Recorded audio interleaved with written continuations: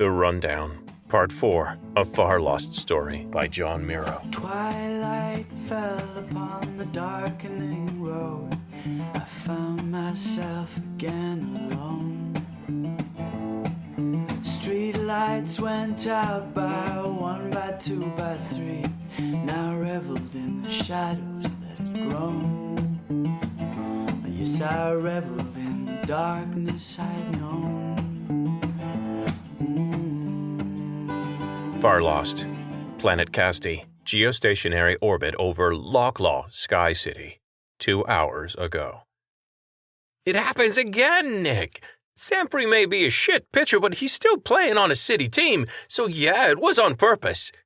Pesh's wings rippled with nerves and humor as he recounted the story from the last baseball game at Locklaw Stadium. Nick nodded to Pesh, but kept his eyes on the controls and holloviews floating in front of him in the small ship's cockpit. He didn't like this sitting still in space. Help was a long way down.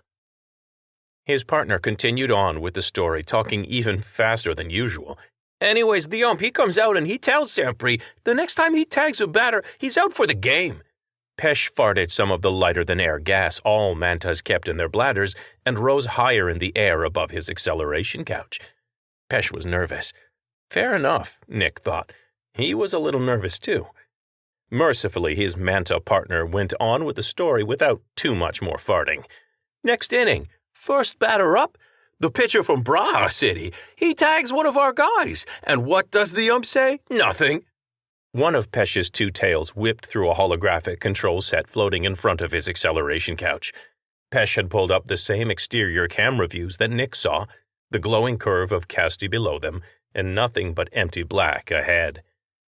Nick blew out a breath, staring past the holo to the real empty outside the cockpit window. His eyes unfocused a little, then he saw the shining black skin of his creased forehead reflected in the cockpit window. He didn't like all this waiting. So, come the end of the inning, Pesh continued, this Braha pitcher, he's for shit. 1, 2 worst batters we've got go up, and he knocks them down. 6 pitches, fine, big deal. But our next 3 all deliver, and we get the bases loaded. The manta's graspers met in front of his mouth, rubbing over each other nervously. Now Tommy P's at bat. Heavy hitter, right? We win right there, you're thinking, right? Another flick of his tail through the holo field. Where is this guy? Pesh grumbled. Something flickered in the scan displayed over Nick's head. Speaking of heavy hitters, he muttered. The speck was a lot closer than it had any right to be before ship's sensors picked it up.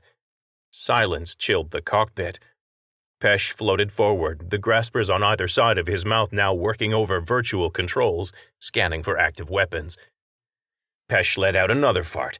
This one the manta equivalent of a sigh of relief when the sensors confirmed the new arrival wasn't coming in hot. Back to the waiting game, while the metal dot took on size.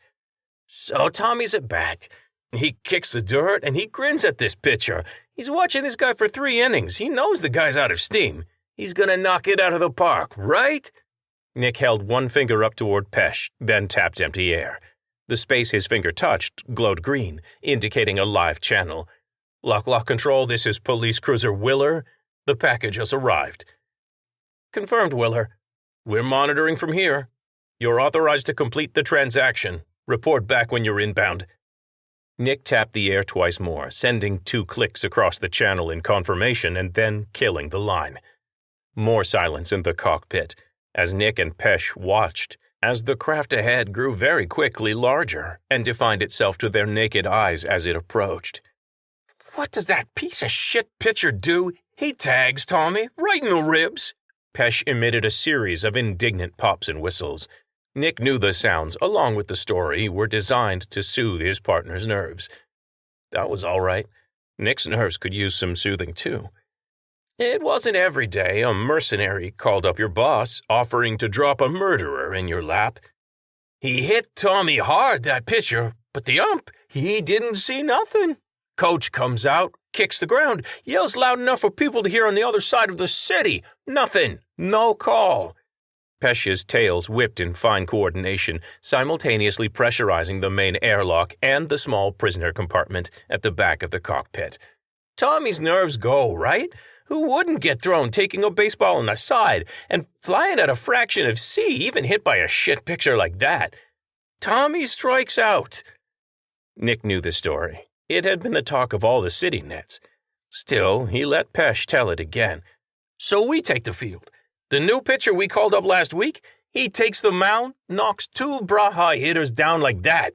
3 strikes each. Poor yokels never had a chance. Nick was watching the ship out of the window now. Good cops looked with their eyes, too, to see what didn't match what the scans told you. The ship didn't look nearly as old as it had to be. It practically shone. New paint, bright red, no hiding for this ship, no. It yelled, "Come get me." Clean vents, working nav lights. Now they'd gotten close enough to impress the locals with their sneakiness and turned the nav lights on, that is. But still no open gun ports, no gun turrets trained. Nothing out of place Nick could see. Nothing yet. He felt an ache in his jaw, and he realized how hard he was clenching it. He breathed deep and let it go. This was a mercenary. He was here to get paid, not to suicide bomb a lock cop ship. Still, he was a merc getting paid out of System Guard Lou, and any little thing that had to do with the guard made Nick nervous. Our pitcher, he gets his nerve back. He notches 2 more strikes on the 3rd Braha batter. He's on his last pitch. He's not tired. Hell, the kid's barely 20. He could have pitched 2 more strong games before lying down, I bet. He's fast and he's strong, but he's twitchy. And maybe he's still got a bit of control to learn. Several of Pesh's bladders made little popping sounds, frustrated sighs.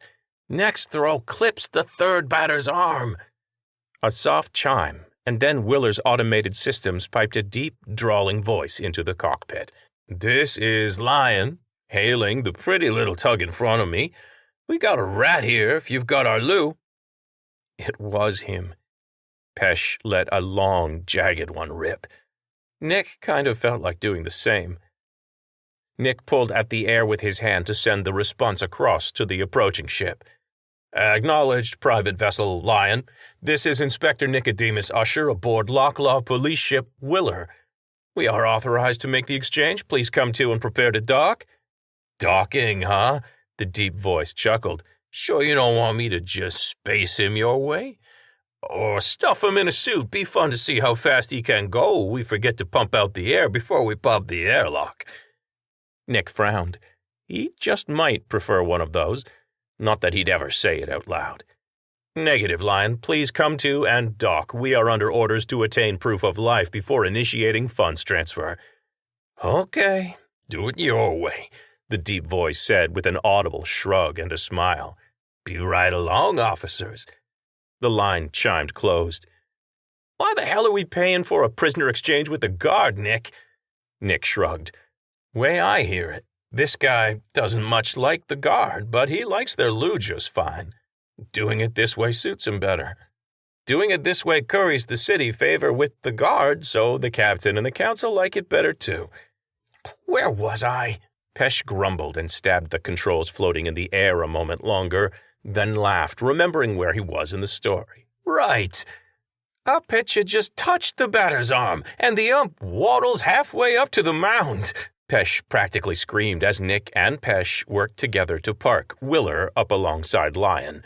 "He's jerking his thumb to the dugout, screaming to the pitcher that he's gone, get the hell off his field." "Cleared both benches," muttered Nick with a nod. "Cleared both benches!" The mantis squealed in agreement, ignoring Nick and gleeful in the retelling. "Every one of our boys got in Braha's faces just begging for it. I love that it was our pitcher who started the punching, though. Good kid. Don't blame him. Stupid ump ruined a great hot streak for that kid." Silence then, as Willer counted down the shrinking distance between the two craft. When the work was done, Nick took his hands off the antique physical steering controls he still preferred over the holofields, and ran a hand over his closely trimmed black and gray hair. He looked longingly at the side compartment where his street clothes, ID, and gun were stored. Man, he'd really feel better boarding Lion armed. Pesh had already flown to the back of the cockpit, halfway up the corridor to the airlock. "Hey, Penny wants you over for dinner again soon." he called over his wing. "Wants to try to smoke some ribs?" Nick grimaced as he unclasped his harness and started up into the corridor. "Pesh, you know I like Penny's cooking. She's really getting good at cooking meat for me now, too, and I really appreciate the effort." "Barbaric custom, she says," Pesh muttered, all his eyes examining the airlock control panel now. "Ruining fresh meat like that."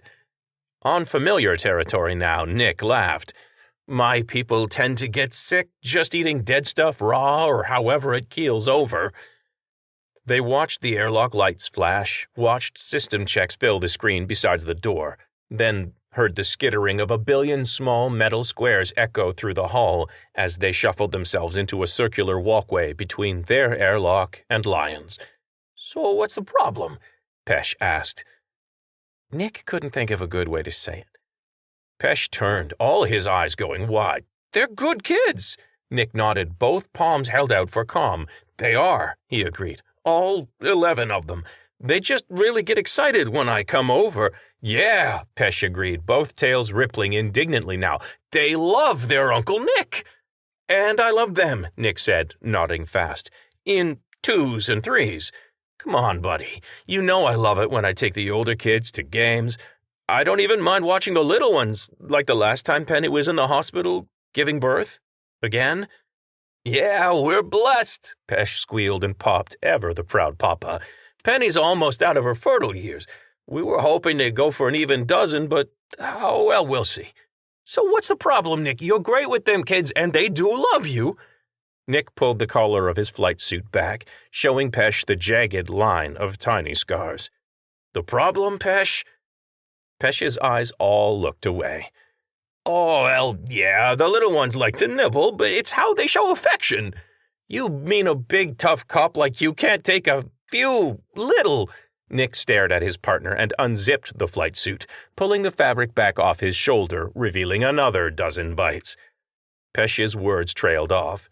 It was hard to ignore the evidence of a manta feeding frenzy, even a feeding frenzy of loving kitty nibbles. Nick felt bad for rubbing his partner's graspers in it, and after Pesh tried a few half-hearted excuses and fell silent again, he relented. "How about just you, me, and Penny for dinner next time?" Pesh instantly rose 3 feet in the air and beamed down at his partner. "Deal!" The airlock chimed its readiness. Pesh slanted half his eyes at the console, half at Nick, the senior partner of their partnership. Nick nodded, and Pesh tapped the screen with one tail. The airlock sighed open almost silently. It was cold inside, but bearable. Bright white light lit up the solid-looking circular tube a million tiny little tiles had built, custom-fitted to the side of Lion. They started walking. "Oh," Manta Stage whispered out of the corner of his mouth. "Penny said this time you have to bring a date." Nick rolled his eyes, then whipped them forward again as the Lion's airlock began to roll down into the floor. He froze in place. Pesh let out a long, ripping fart and dropped down almost to Nick's waist. A giant of a man stepped into the corridor, almost filling the 8-foot-high space. A giant man with hair knit into tight dreads. A giant man with purple skin.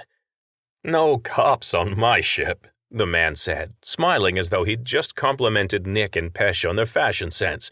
"You bring me my Lou, I bring you Roland Bird. We got a deal?" Nick, getting a kink in his neck from looking up at the giant of a man, took a step back. He didn't care if it was taken as a sign of weakness or intimidation. He was too old to play those games. And he really didn't care how the legendary mercenary in front of him took the gesture. Proof of life first, then the loo, then the handoff. That was the deal. Bayman scowled, lifting massive hands to rest on his hips. Pesh let a high-pitched squeaker go and sunk a little further. Nick just stared back, meeting the dark eyes set in the man's face. Finally, the man cracked a smile and nodded, dreads bouncing across his face. "Yeah, you're right. That was the deal." He turned far too quickly and lively for such a big man and meandered back toward Lion. "Hey, hey, Bird," he shouted. "Methinks your ride is here." You have been listening to The Rundown, a Farlost story, written by John Miro. Learn more at servingworlds.com. Opening music, Everything Is Not What It Appears, kindly provided by Nate Maingard at natemaingard.com. Closing music, Full On by Kevin MacLeod of Incompetech.com. If you like what you hear, you can become a patron and support more stories at patreon.com/servingworlds. Thanks for listening. See you next week.